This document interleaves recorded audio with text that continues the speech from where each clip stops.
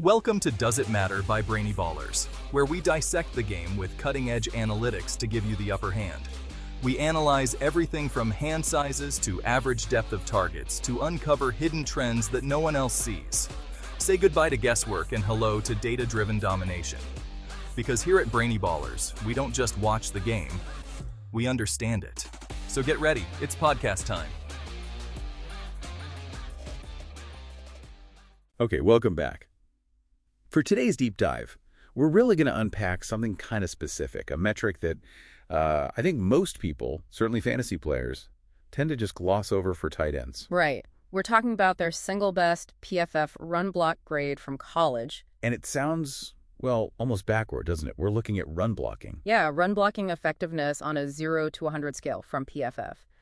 And that's kind of the mission here, right? To see if this college RBLK grade is actually, a hidden key, maybe an invaluable predictor for future NFL fantasy value for these tight ends. So to tackle this, you went through a mountain of data. Give us a sense, what does that source material look like? Yeah, it was pretty comprehensive. We looked at the top 50 PPR fantasy finishers at tight end every single season. And crucially, to make sure we had a solid comparison, we took the guys finishing 41st through 50th each year, kind of like a bottom 10 group. Gotcha. So you're comparing the absolute elite fantasy producers against those just barely hanging on to fantasy relevance. Exactly. And looking at all that, what's the first thing that really, jumps out? Is there a clear pattern? Oh, it's crystal clear. Almost unbelievably so. It's stark, really. Literally 100% of the seasons. The average top college RBLK grade for the guys finishing in the top 5 was higher than the average for those guys down in the 31st to 50th range. Wait, every single year? Every single year. If you were a dominant fantasy TE, consistently top 5 over the last 20 years or so, the odds are overwhelmingly high that you were actually a better run blocker back in college, statistically speaking. Pause here, because I know what you're thinking out there. Why? Why would college run blocking predict NFL receiving? Isn't this just correlation, not causation? That's the million-dollar question, and it's really the core of this dive. Look, it's probably not the blocking itself that directly earns them fantasy points through receptions. It's what that blocking ability signals, what it tells coaches about the player's overall readiness for the pro game. A good grade often points to positional versatility. Versatility, meaning they can do more than just catch. Exactly. And that translates directly into coach trust and the big one, higher snap counts.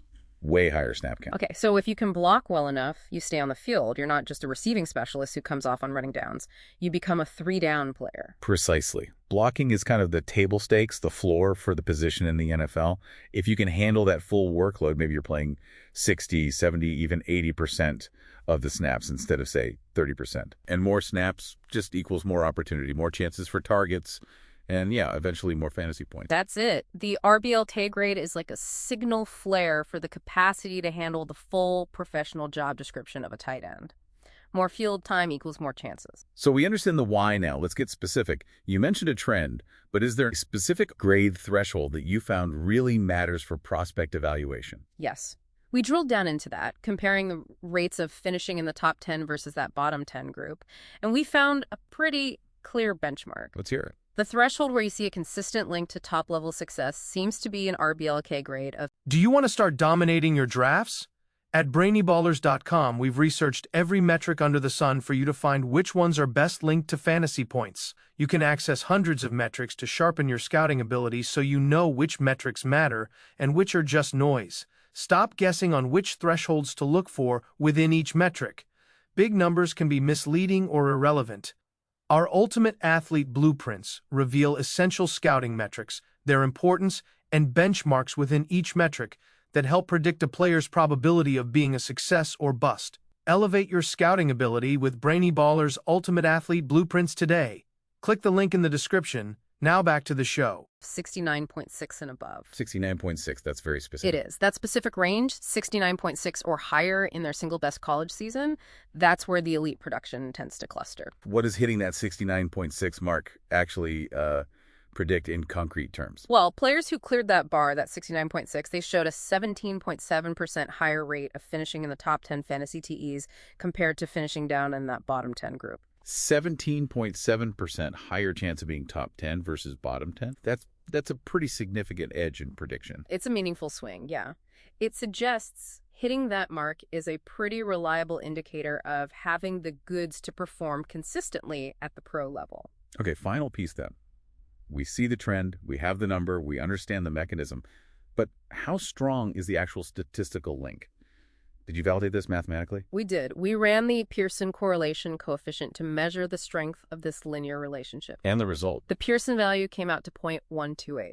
Okay, 0.128. Now, for those of us not deep in stats, what does that number mean in this context? Is that strong, weak? It's actually quite strong for this type of analysis. Pearson scale goes from 0, meaning no correlation, up to 1.0 for a perfect positive correlation.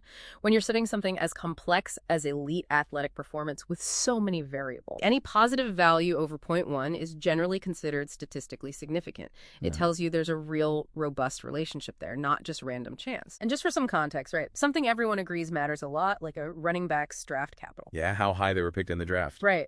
That had a Pearson value of negative 0.234. So hitting 0.128 comfortably clears that bar.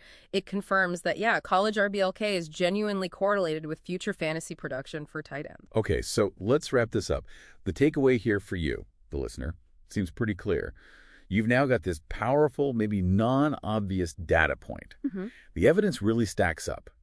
A tight end's best college PFF run block grade absolutely matters. It's a valuable tool because it hints at that coaching trust and, crucially, the high snap volumes they might get in the NFL. Yeah, it's really about looking past just the highlight catches. It's finding those metrics that signal true, well-rounded positional skill and the potential for maximum opportunity. Which leaves us with a final thought for you to chew on.